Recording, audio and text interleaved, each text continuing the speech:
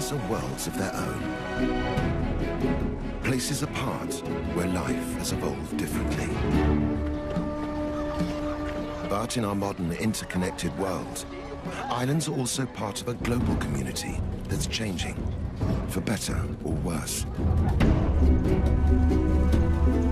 In this series, we're exploring the lives of islanders.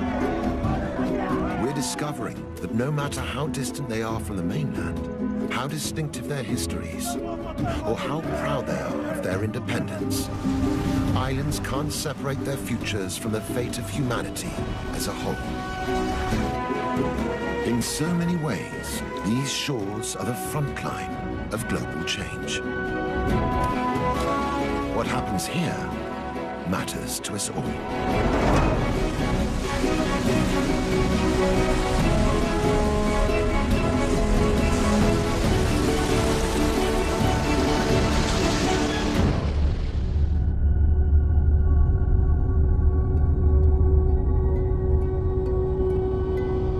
Amid the vast expanse of the South Pacific, isolated by the endless blue, is the Republic of Fiji. 322 islands forged in the heat of volcanoes. Rugged mountains fringed by sandy shores. Behind the shelter of its coral reefs, Fiji nurtured a vibrant and unique way of life.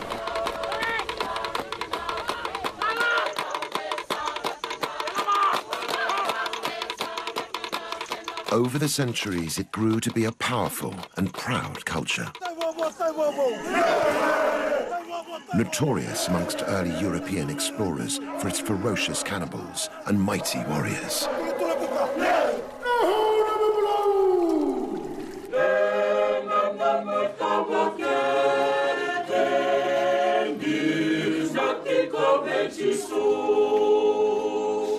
When the British imposed their rule, they brought Western ways and Christianity.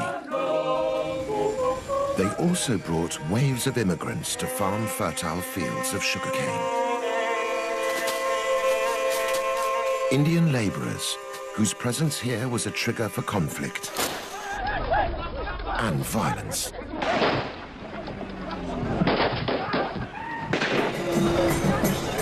Today, an uneasy peace reigns. The new and old ways sit side by side.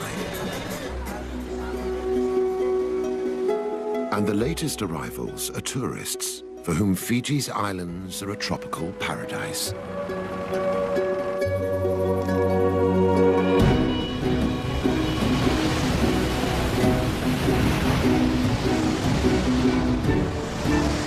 But new waves of change are looming.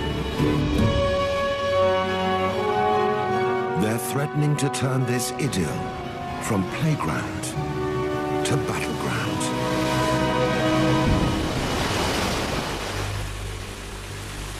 Sometimes the danger is all too obvious. But for those who know where to look, the effects can also be seen in the depths of the forests and beneath Fiji's blue lagoons. Sea temperatures are rising, coral reefs are dying, and the natural breakwater that protects Fiji's shoreline is being washed away. It's islanders who are on the front line of the fight to restore the balance. Strong and resilient, they also know how to nurture and heal. Now they are drawing on both sides of their nature to face the tests the world is throwing at them. Will it be enough to keep this paradise sunny in the teeth of the gathering storm?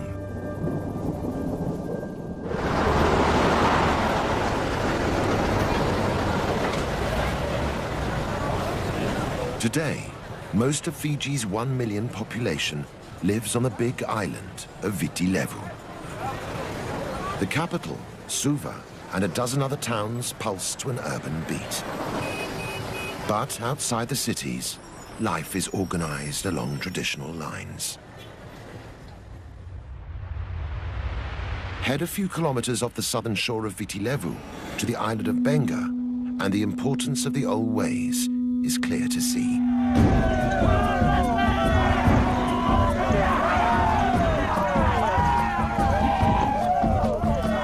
Here, ancient rituals evoke a pre-contact, pre-Christian world.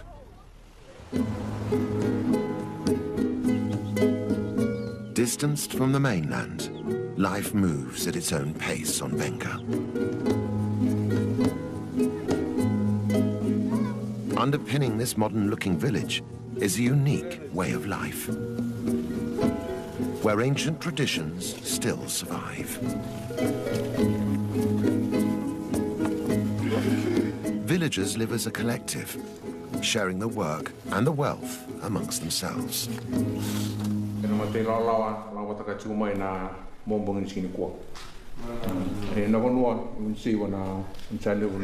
They are led by this man, Tui Sau. It is good to have a chiefly leadership in the village. It allows us to look after the village and, more importantly, the welfare of our villagers. Today, Tui has ordered the villagers to prepare for an incredible ritual, which proves the power of the old tribal ways. They fire up the lovo, or ground oven, for a celebratory feast. Every family has a specific role to play. But the ritual preparing of the feast isn't just about nourishing the body.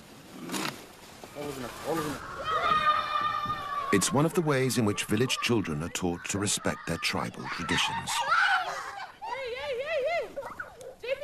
For Tui Sau, it's crucial to ensuring the old ways survive. It's important to teach them the right protocols, how to behave, and the different roles they must adopt in the village. But across the ocean, winds of change are blowing towards Benga. I think the Western way of living in Suva has a negative effect on our lives. It's easier to look after the village when there is one way of life and everyone is united. One custom that Tui Sau is determined to safeguard is Vila Vila Irevo, or literally, jumping into the oven. We know it as firewalking. Firewalking has been around for as long as Benga itself. Our fathers and their forefathers have been firewalking all of their lives, and now we firewalk also.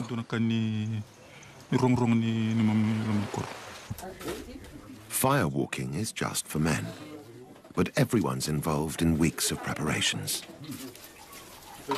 For the performers, getting ready for the ritual requires certain personal sacrifices. There are a few taboos. The most important is that the firewalkers must not sleep with their wives for 4 nights beforehand, and they can't eat coconut or burnt foods either. Before the firewalking, a ceremonial meke evokes the Sau tribal spirit.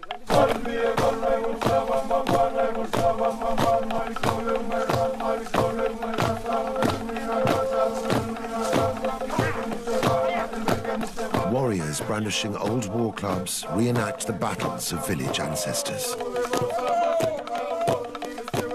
For centuries, these meke have been used to keep the past alive, and even to predict the future.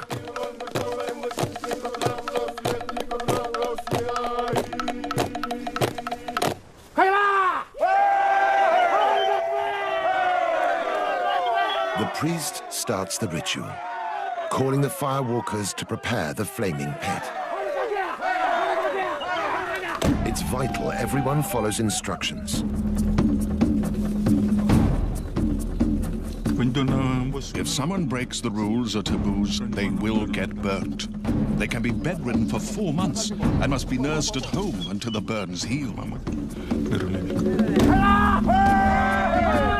Finally, the pit is ready.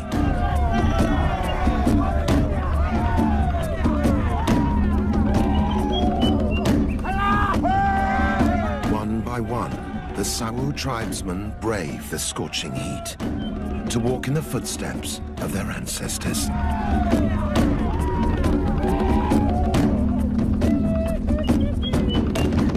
They finish unscathed, the honor of the tribe upheld.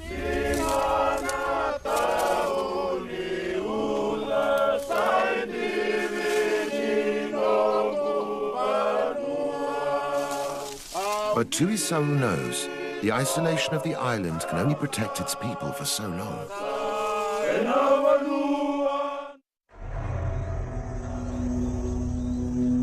Dark clouds are gathering on Benka's horizon. Change is coming that even the firewalkers and their prophetic rituals cannot foresee.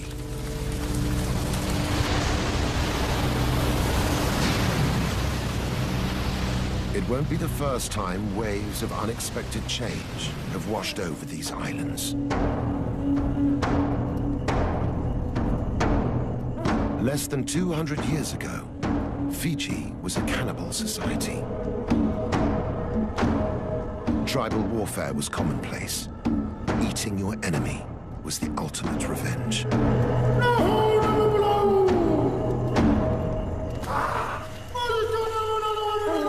Christian missionaries from Europe set out to rid the islands of cannibalism.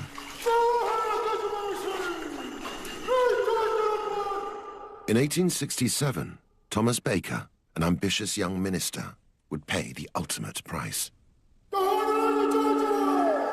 Declared an enemy, Baker was offered up as a sacrifice to the tribal war god.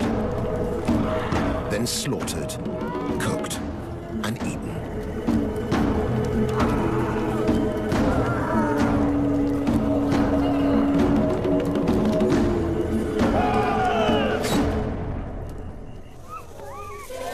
But Baker's sacrifice was not in vain.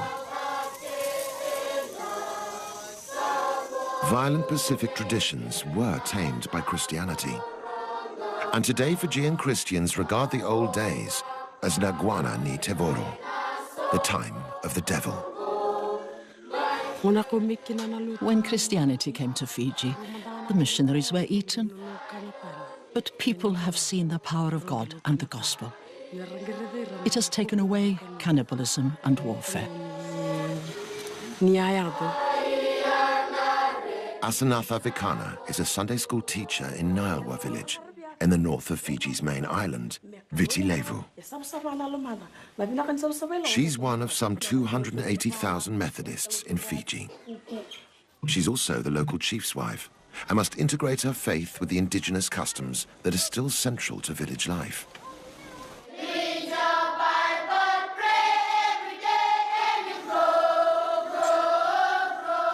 Christianity came to Fiji as a foreign religion and had to deal with the traditions and the people it found here.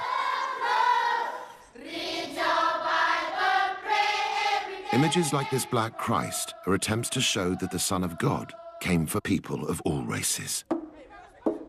The missionaries reached out and succeeded in convincing Fijians. So much so that today Fiji is a sort of Pacific Islands Bible Belt.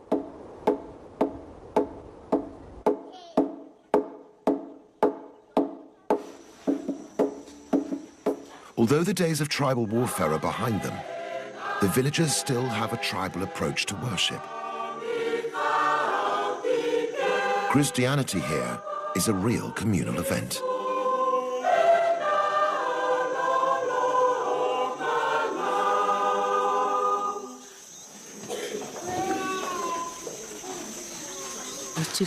God has given us love for one another within our community.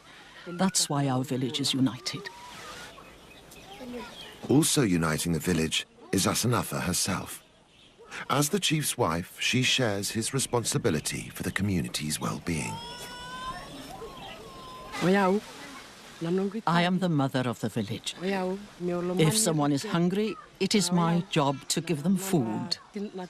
If someone comes crying, if there is a problem, it's my responsibility to provide them with what they need. In 2004, that responsibility inspired Asanatha to dream of big changes. Realizing Nilewa's children had no access to nursery school, Asanatha started the region's very first kindergarten. It's important for the children to have an education. Education can bring about change in our village. Now, there's a network of kindergartens in the surrounding villages. Throughout her campaign, it's been Asanatha's faith that sustained her.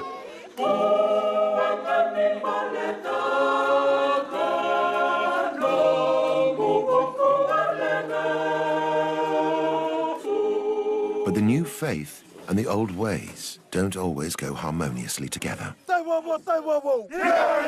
Echoing around the national stadium is a voice from Fiji's ancestral past.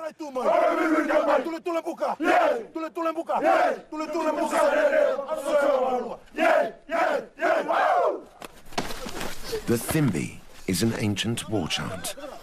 These days it sends the Fijian rugby team into battle.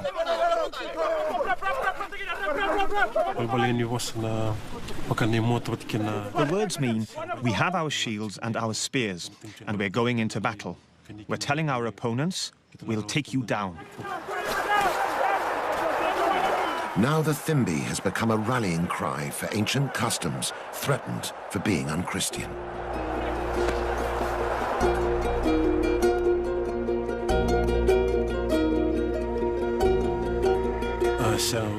Our elders have been dancing the Thimbi since their time, and now we're doing it.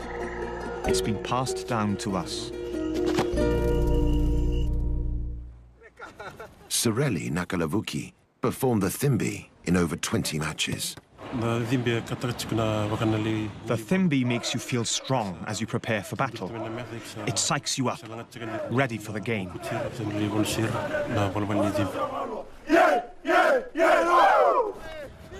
But some church authorities didn't see it that way.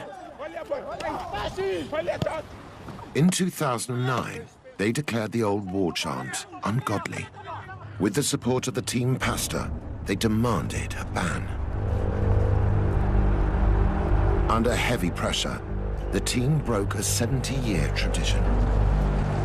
They dropped the Thimbi ahead of a big international game.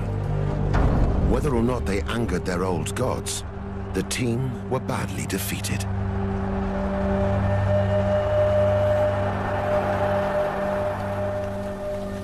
For rugby fans across Fiji, this was the cue to tackle the authorities head-on. They stood up in support of the old ritual and its place in the much-loved national game.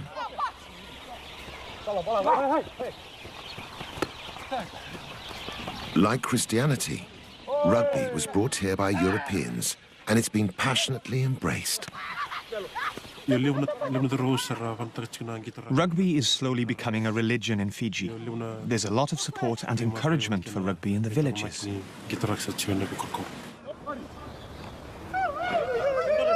It's one of Fiji's best-known exports and a matter of great national pride. Before I play a match, my parents urge and encourage me. Go and show the world that you are a good rugby player and bring success to Fiji. Eventually, those calling for the return of the Thimbi were heard.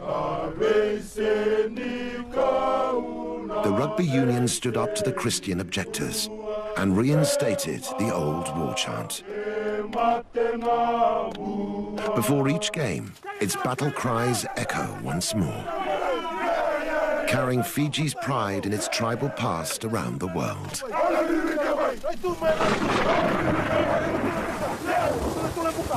But while the team represent their nation with pride, the future of their island looks dangerously uncertain.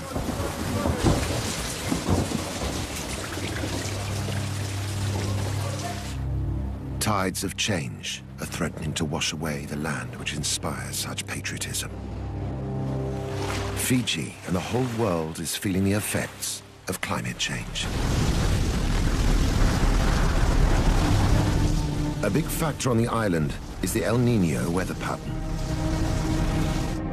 When warm sea currents and trade winds weaken or change direction off the South American coast, El Niño can cause dramatic variations in weather. In Fiji, it's happening more and more frequently. Extreme droughts and severe storms ravage the land. Beneath the waves, the destruction continues. Warming seas are killing the algae that sustain the great coral reefs. It's these reefs that stand between the tempest of the Pacific and Fiji's vulnerable coastline. Without them, islanders can only watch as high tide threatens to engulf their homes. Graves that once lay under coconut trees now lie under the waves.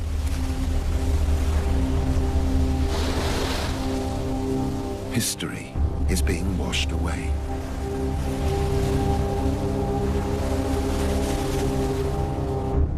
"90% of Fiji's population live along the coast.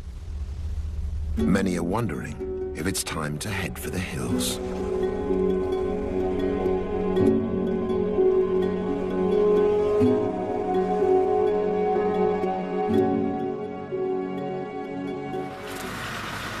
When Britain colonized Fiji in the late 19th century, reliable sunshine and predictable rains meant that they could farm sugarcane on a massive scale.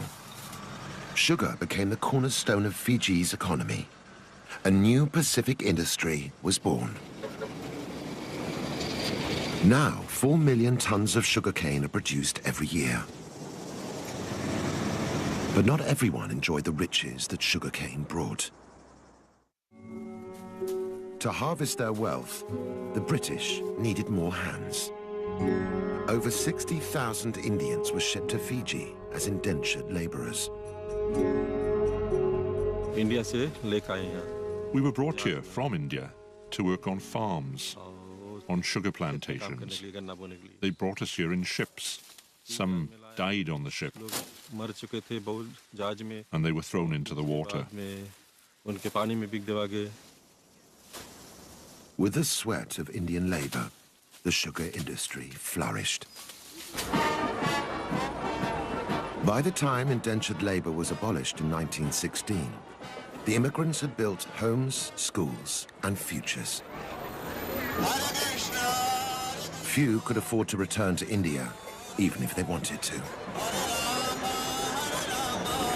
Today, Indo-Fijians make up some 40% of the island's population. Lal Philip is one of them. Descended from the original Indian laborers, Lal now farms his own small plot of sugarcane. Although fifth-generation Indo-Fijians, the family still value their Indian heritage.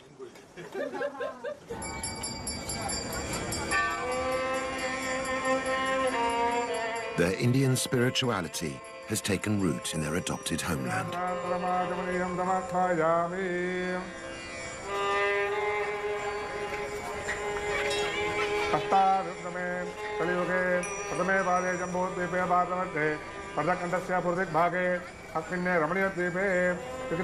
This Hindu temple, the largest in the southern hemisphere, attracts hundreds for daily worship.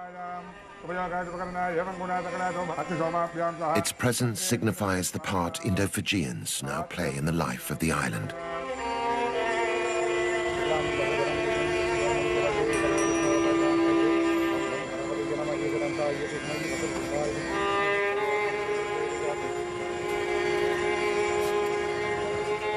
Inside, the devoted worship Lord Murugan, the guardian deity of the seasonal rains. But is he hearing their prayers?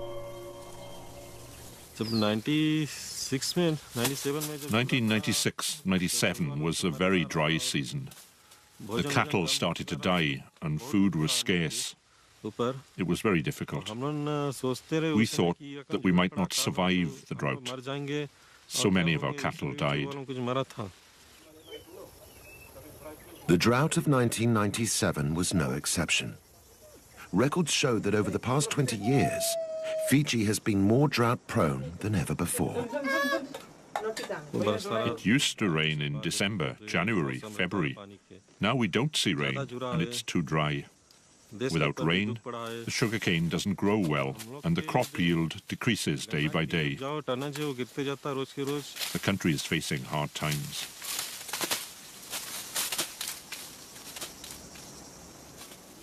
But for farmers like Lal, it's not just the weather that could ruin the harvest.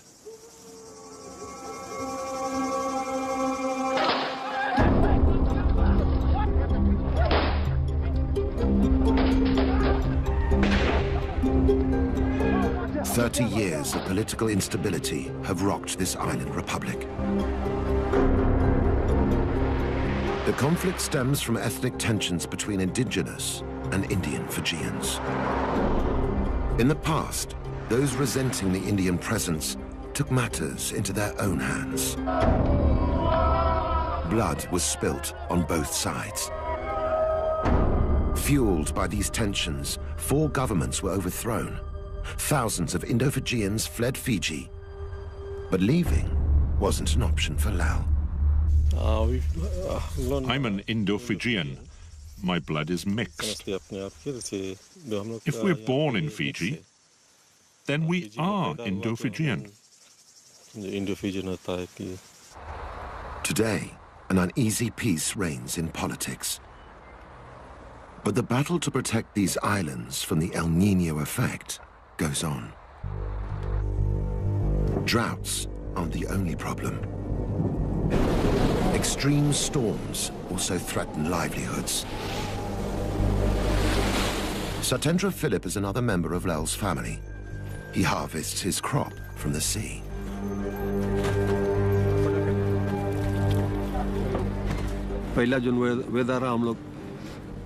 We used to have good weather, but now it's very unpredictable. With no warning, the sea can get very rough. All sorts of changes are happening. Even on a beautiful day, beneath the calm ocean surface, there are dangerous currents of change. Powered by El Niño, they bring unseasonably violent weather. Fishermen like Satendra are caught in the eye of the storm. Once I forgot my radio at home. When I was out at sea, another boat warned that a hurricane was coming, so we took shelter on a nearby island. It was a very frightening experience, and we thought a lot about our families. My boat was damaged. It was one of the most difficult moments I've ever faced. Big storms are also bad news for fish stocks. Powerful waves can damage the coral reefs. Without these reefs for food and protection, fish are disappearing. Outside the cities, half of all households depend on fishing. The changes in weather threaten their whole way of life.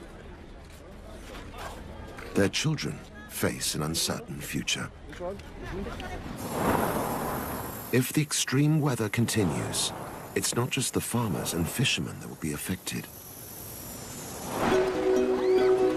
So too will Fiji's tourist industry. Each year, 500,000 visitors arrive looking for their own castaway paradise. Romance, adventure, culture. Fiji has it all.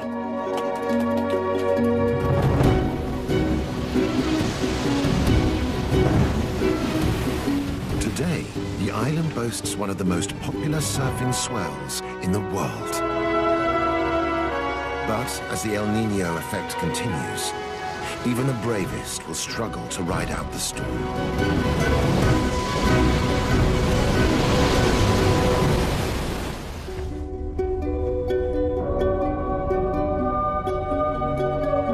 Inland, there's a different landscape at risk.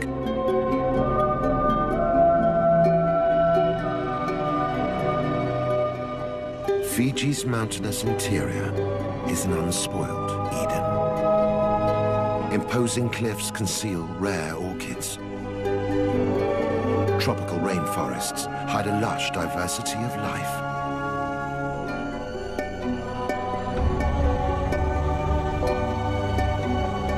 Yet even Fiji's heartland is at risk from the El Niño effect.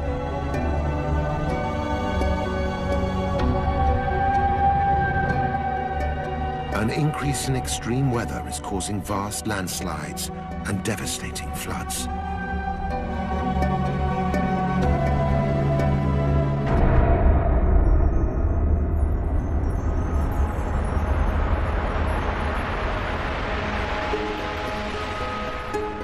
Hidden in the remote Nasori highlands is a village lost in time.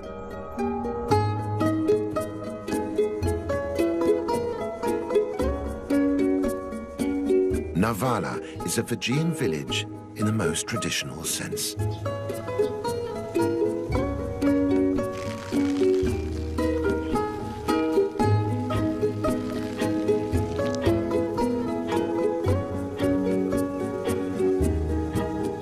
With no mains electricity, life goes on much the same as it did hundreds of years ago. Everybody works together for the good of the community. Homes are built, children are taught, and the sick are treated at no cost to the individual. But the effects of climate change are threatening this utopian idyll. Mili Sura is medicine woman to more than 500 villagers. She comes from a long line of traditional healers. Millie believes healing is in her blood, and ancient laws govern its use. I keep my knowledge of medicine making a secret. I can't tell anyone else because if I make this knowledge public, it can reduce the effects of the medicine. Millie sees her patients every day, and their complaints are seasonal. In this current weather, we mostly have cases of toothache and people suffering from colds or intestinal pain. This patient has an abscess. Using herbal remedies, Millie can offer pain relief and a natural antiseptic.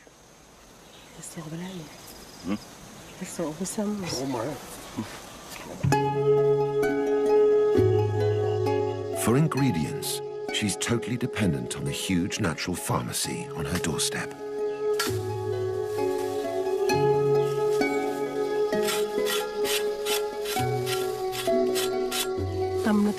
You have to walk far to reach some medicines, while others grow in hard-to-reach places like on cliffs or the top of a mountain. The harder it is to find, the better the healing power of the medicine. These days, Millie's remedies are in great demand. The change in weather brings with it numerous infections. At times like this, lots of people come to ask me for medicine. People here have come to understand how the plants and herbs which grow around them can keep their families healthy. In Millie's hands, this wisdom can be released to heal a new generation. Take a mango tree, for instance. It can be used in lots of ways. It can be scraped and mixed with hot water and salt for gargling. And it can also be drunk to treat diarrhea.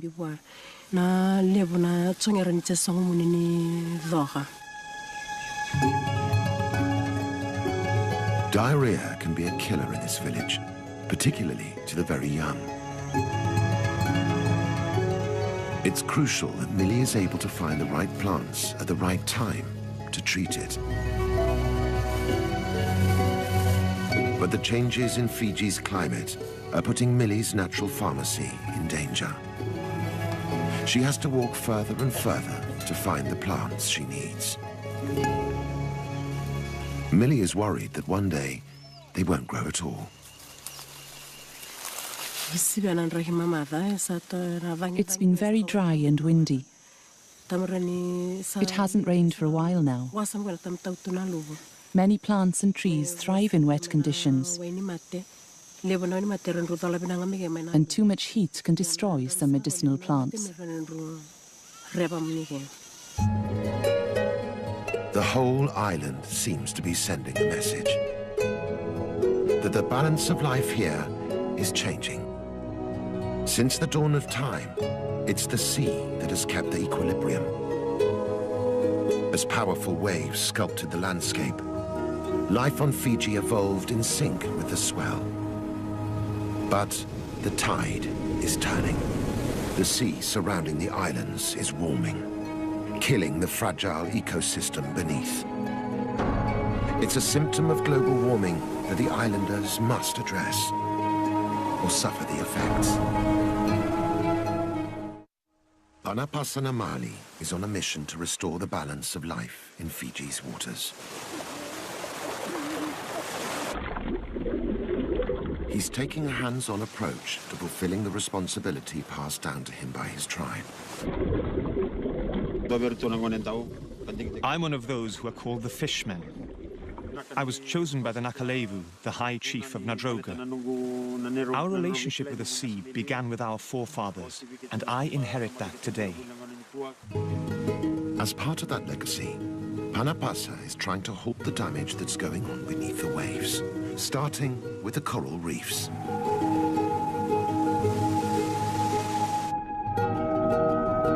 These reefs shield the island by absorbing the force of the powerful Pacific waves.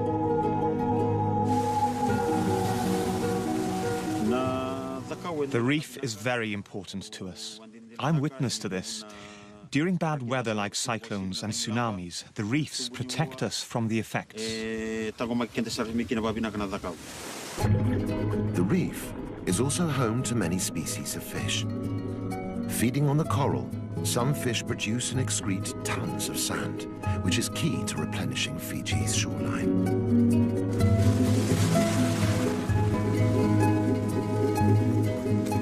But this delicate ecosystem is being washed away. Under the heat stress of warming seas, Fiji's coral reefs are dying. In some parts of the Pacific, 80% of living reefs have been lost. Without coral to feed on, fish are disappearing. And without fish to replenish them, Fiji's beaches are washing away. For Panapasa, the solution is clear.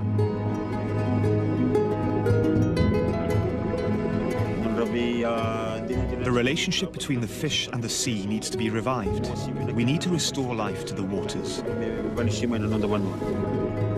One way to bring back the balance is to restore the coral reefs.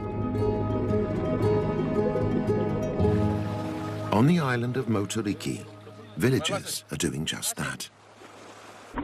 They've started to farm coral on a scale that could make a difference. Using artificial trays to grow cuttings of wild coral, they hope to bring their reef back to life.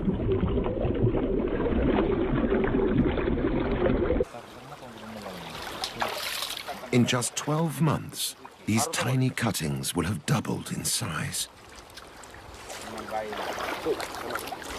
The adult corals will then be replanted onto dying reefs, bringing them blossoming back to health.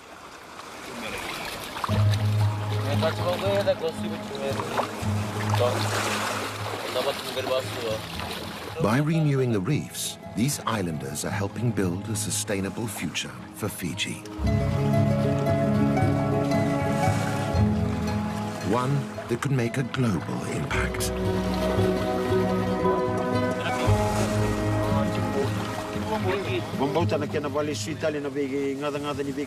I believe that if we keep making efforts to give back, to renew our water and our seas, our corals and our fish, our efforts will become known all over the world.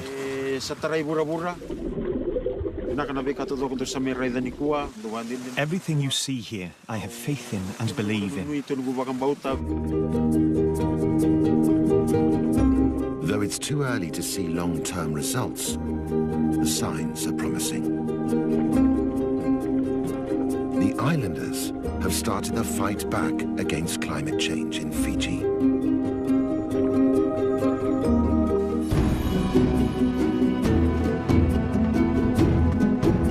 Islands are special places.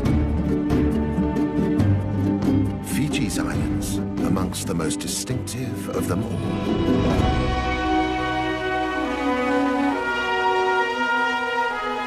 The postcard island paradise. This is the beauty that has carried Fiji's name far and wide. But if this was once a place where time stood still, now the islands are in their 11th hour. The isolation that preserved their ancient rituals no longer provides sanctuary.